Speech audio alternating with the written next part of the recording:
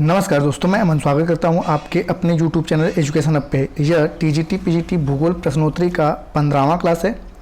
इसमें हम देखते हैं कि पिछले कुछ सालों में टीजीटी पीजीटी में भूगोल से क्या क्या क्वेश्चन पूछे गए हैं और इनको हम चैप्टर वाइज देखते हैं।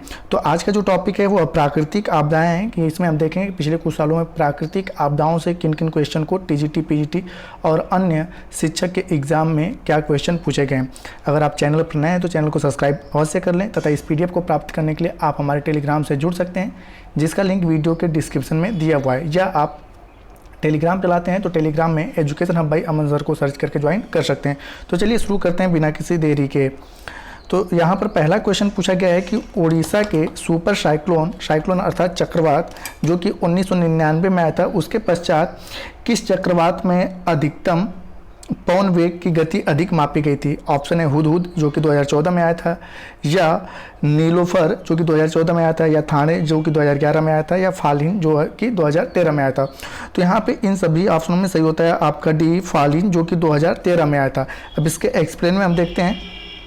तो उड़ीसा के सुपर साइक्लोन चक्रवात 1999 के पश्चात फालिन चक्रवात जो आया था उसकी अधिकतम पवन गति मापी गई थी। हुदहुद की पवन गति 180 किलोमीटर प्रति आवर के थी, जबकि फालिन की जो थी जो 2013 में आई थी उसकी 210 किलोमीटर प्रति आवर के हिसाब से थी। तो इस प्रकार से 210 km पर आवर थी। इस प्रकार से आपका सही ऑप्शन होता है डी। अगला क्वेश्चन है कि कोई प्रकोप तब आपदा बन जाता है जब वह प्रतिकूल ढंग से प्रभावित करता है। ऑप्शन है वायुमंडलीय संचरण को, या समुद्री जीव जंतुओं को, या वन पारिस्थितिकी को, या मानव आवास को। तो यहाँ पर होता है कि जब कोई प्रकोप प्राकृतिक आपदा तब बनती है जब वह मानव आवास को प्रतिकूल ढंग से प्रभावित करता है। तो इस प्रकार से सही ऑप्शन आपका डी होता है। अब इसके एक्सप्लेन में देखते हैं। तो कोई प्रकोप प्राकृतिक आपदा तब बन जाता है जब वह मानव आवास को प्रतिकूल ढंग से प्रभावित करता है। इसके अंतर्गत जब किसी प्रकोप से मानव जीवन एवं उसकी जीविका नाश होने लगती है तो उसे हम प्राकृतिक आपदा घोषित करते हैं। ठीक है। अगला क्वेश्चन है कि निम्न में से कौन एक प्राकृतिक आपदा भारत में सबसे अधिक प्रभाव डालती है। ऑप्शन है बाढ़ एवं सूखा, दूसरा है नदियों का मार्ग परिवर्तन, तीसरा है ओलावृष्टि एवं हिमपात, और चौथा है तटीय चक्रवात। तो हालांकि ये सभी की सभी प्राकृतिक आपदाएं हैं और सभी के सभी मानव जनजीवन पर प्रभाव डालती ही हैं, लेकिन इनमें से पूछा है कि सबसे अधिक कौन सा प्रभाव डालती हैं। तो आपका सही ऑप्शन होता है ए बाढ़ एवं सूखा। अब इसके एक्सप्लेन में देखते हैं। तो बाढ़ एवं सूखा भारत में सबसे अधिक प्रभाव डालने वाली प्राकृतिक आपदा है। राष्ट्रीय बाढ़ आयोग के अनुसार देश का लगभग 40 मिलियन हेक्टेयर क्षेत्र प्रभावित होता है। ठीक है, किससे? आपके बाढ़ और सूखा से 40 मिलियन हेक्टेयर क्षेत्र प्रभावित होता है। वहीं देश का लगभग 10 लाख वर्ग किलोमीटर क्षेत्र सूखा से प्रभावित होता है। इस प्रकार से बाढ़ एवं सूखा से प्रभावित क्षेत्रफल अगर दोनों का एवरेज लिया जाए तो आपका 42% क्षेत्र हो जाता है। तो इस प्रकार से भारत में अगर पूछा जाए कि सबसे अधिक किस प्राकृतिक आपदा से लोग प्रभावित होते हैं तो बाढ़ एवं सूखा से, लेकिन अन्य सारी प्राकृतिक आपदाएं इनका प्रभाव जो है सापेक्षिक दृष्टि से देखा जाए तो कम होता है, लेकिन बाढ़ और सूखा का प्रभाव अधिक होता है। अगला क्वेश्चन, निम्नलिखित प्राकृतिक आपदाओं में कौन भारत में अपना सबसे अधिक प्रभाव डालता है। पिछला ही क्वेश्चन है। तो ऑप्शन है सुनामी लहरें, या तटीय चक्रवात, या बाढ़ एवं सूखा, या ओलावृष्टि एवं हिमपात। तो ये भी इस क्वेश्चन को रिपीट करके 2017 में पूछा गया था। तो आपका जैसे कि पिछला क्वेश्चन रिपीट है, बाढ़ एवं सूखा।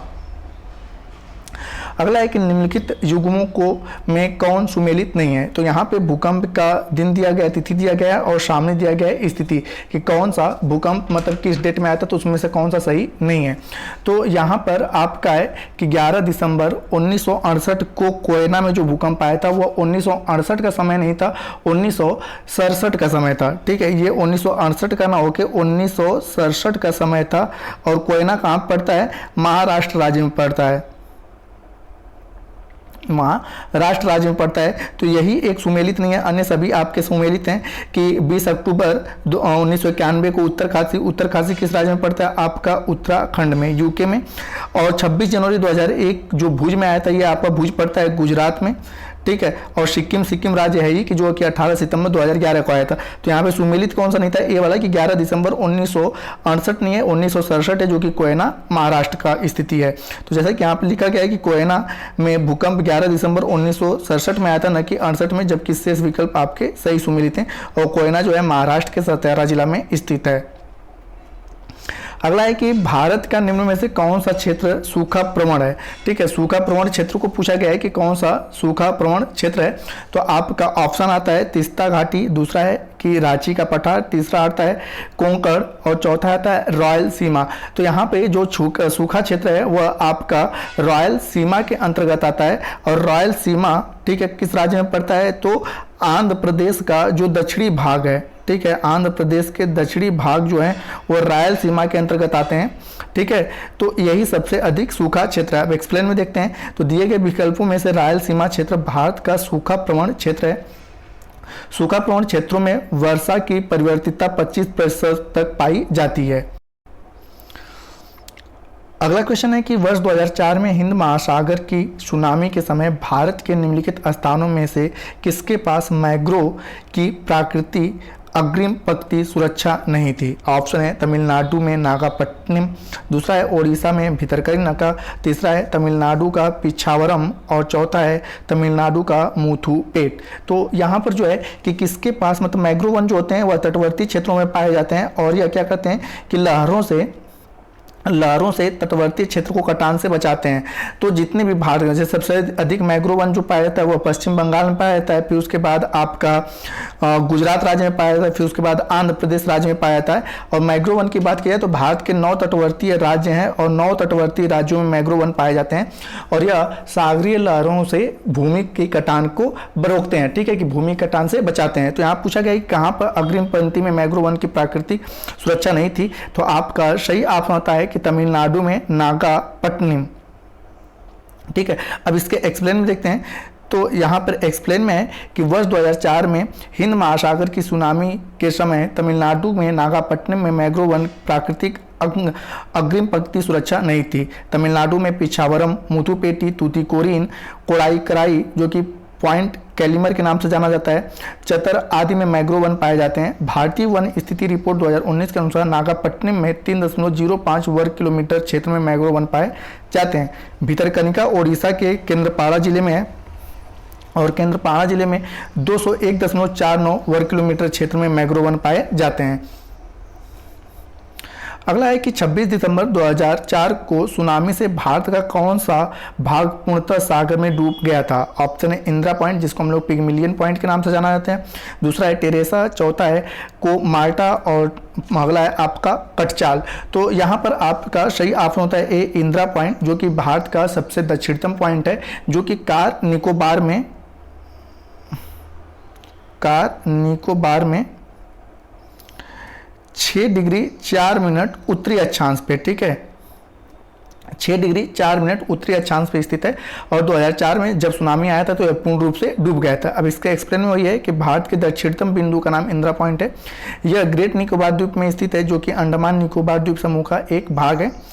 पूर्व में इंदिरा पॉइंट को पिग्मिलियन पॉइंट के नाम से भी जाना जाता था। 26 दिसंबर 2004 को सुनामी में भारत का इंदिरा पॉइंट पूर्ण रूप से सागर में डूब गया था। अगला क्वेश्चन है कि बंगाल की खाड़ी में उष्णकटिबंधीय चक्रवातों की बारंबारता किस ऋतु में सबसे अधिक है। बारंबारता किस ऋतु में सबसे अधिक पाई जाती है। ऑप्शन है दक्षिण पश्चिम मानसून ऋतु या लौटती हुई मानसून ऋतु या शीत ऋतु या ग्रीष्म ऋतु। तो यहाँ पर आपका सही ऑप्शन होता है कि लौटती हुई मानसून ऋतु। ठीक है, अब इसके एक्सप्लेन देखते हैं। तो बंगाल की खाड़ी में उष्णकटिबंधीय चक्रवातों की बारंबारता अक्टूबर नवंबर में लौटते हुए मानसून की ऋतु में सबसे अधिक पाई जाती है। अगला क्वेश्चन है कि निम्न में से कौन सा एक भूगर्लिक पर्यावरण आपदा नहीं है। ऑप्शन है भूस्खलन, सूखा, भूकंप या ज्वालामुखी क्रिया। तो यहाँ पे पता है कि सूखा जो है वह भूगर्भ वाली प्रक्रिया नहीं है, जबकि भूस्खलन और भूकंप या ज्वालामुखी जो है पृथ्वी के भूगर्भ में जब किसी प्रकार का हलचल होता है तो भूस्खलन, भूकंप या ज्वालामुखी प्रक्रियाएं होती हैं। अब इसके एक्सप्लेन में देखते हैं। तो दिए गए प्रश्न में सूखा एक भूगर्लिक पर्यावरणीय आपदा नहीं है। सूखा एक संकटपूर्ण स्थिति है जो वर्षा की कमी से उत्पन्न होता है। यह अपर्याप्त वर्षा अथवा वर्षा के बीच लंबे अंतराल से उत्पन्न होती है। भारतीय मौसम विज्ञान के अनुसार किसी भी क्षेत्र में सामान्य से 25% कम वर्षा होने पर सूखा की स्थिति पैदा हो जाती है। अगला क्वेश्चन है कि 26 जनवरी 2001 में भारत के किस राज्य में एक बड़ा भूकंप आया था। ऑप्शन है महाराष्ट्र, असम, गुजरात, मध्य प्रदेश या जम्मू कश्मीर। तो यहाँ पर सही ऑप्शन होता है गुजरात। गुजरात के भुज क्षेत्र में, ठीक है, जो भूकंप आया था 26 जनवरी 2001 को गणतंत्र दिवस का समय था। तो यहाँ पे एक्सप्लेन देखते हैं। तो 26 जनवरी 2001 को गुजरात के भुज में, मतलब जो कि भारत के गुजरात के राज्य का एक बड़ा हिस्सा भूकंप आया था, और यह भूकंप गुजरात के भुज में आया था, जो कि 6.9 रिएक्टर इसकी तीव्रता थी, और इसमें लगभग 1 लाख व्यक्ति मृत्यु हुए थे, जबकि 50 लाख व्यक्ति इससे प्रभावित हुए थे। अगला क्वेश्चन है कि निम्न में से किस राज्य में भूकंपीय जोखिम न्यूनतम है? ऑप्शन है हिमाचल प्रदेश, उत्तराखंड, बिहार या ओडिशा। तो यहाँ पूछा है कि भूकंपीय जोखिम न्यूनतम किस राज्य में है, तो आपका सही ऑप्शन होता है डी, ओडिशा। अब इसके एक्सप्लेन को देखते हैं।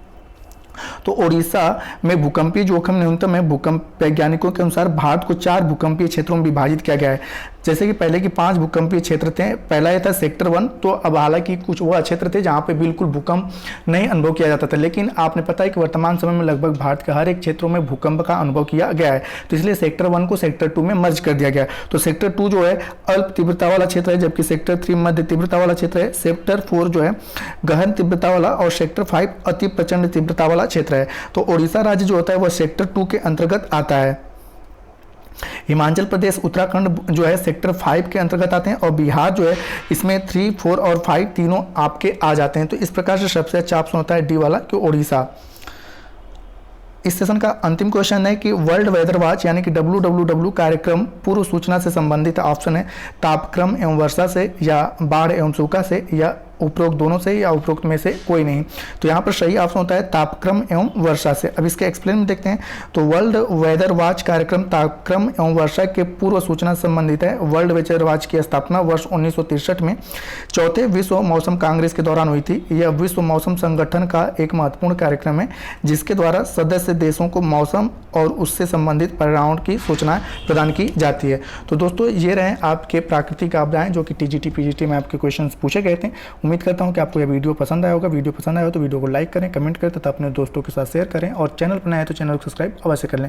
तथा इस पीडीएफ को प्राप्त करने के लिए आप हमारे टेलीग्राम से जुड़ सकते हैं, जिसका लिंक वीडियो के डिस्क्रिप्शन में दिया हुआ है। तो वीडियो के अंत तक बने रहने के लिए धन्यवाद। मिलते हैं जल्दी नेक्स्ट वीडियो में।